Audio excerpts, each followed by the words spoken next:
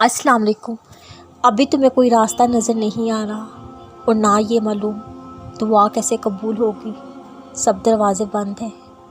जानते हो अल्लाह कभी कभी तमाम दरवाज़े बंद कर देते हैं, इसलिए वो देख सके मेरा बंदा कब तक मांगता है मुझसे, कब तक उम्मीद लगाए रखता है। कभी कभी अल्लाह तमाम दरवाज़े बंद करके नए रास्ते बनाता है, और वो पता है वो ऐसे रास्ते होते हैं जिनका तुम गुमान भी नहीं कर सकते।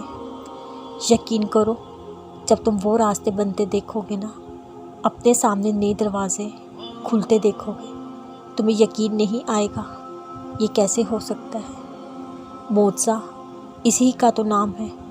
जब तुम्हें हर नामुमकिन चीज़ मुमकिन होती नज़र आएगी और तुम अपनी आँखों के सामने होने वाली चीज़ों पर यकीन नहीं कर सकोगे।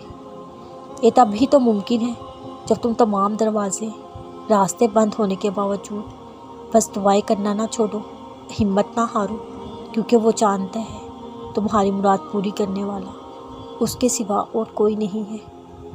दुआ के जवाब के इंतज़ार में होना, सुनो फिर बिल्कुल मायूस मत होना, दुखी मत होना। सुनो, याद रखना, सब्र वो सवारी है जो अपने मुसाफिर को कभी गिरने नहीं देती, कभी भी नहीं।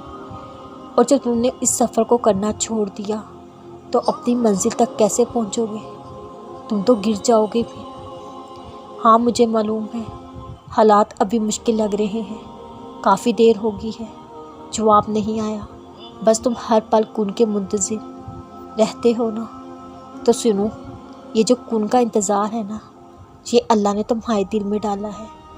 ये जो दुआ बार बार तुम्हारे दिल से निकल रही है, अल्लाह ये सब जानता है।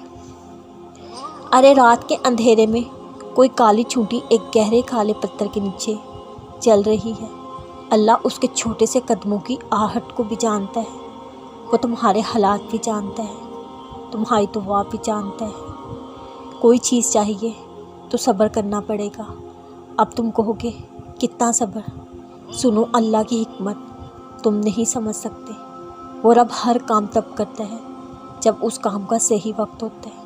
वो सब जानता है किस काम को कब और कैसे करना है। बचपन में याद है ना, माँ बाप के सामने कैसे रोते थे, तड़पते थे जब तक तुम्हारी चीज़ मिल नहीं जाती थी। ऐसे ही बिल्कुल अपने प्यारे रब के सामने तड़प तड़प के मांगो, वो क्यों नहीं देगा? ज़रूर देगा, सही वक्त पर देगा इंशाअल्लाह, और तुम्हारी दुआ ज़रूर कबूल होगी।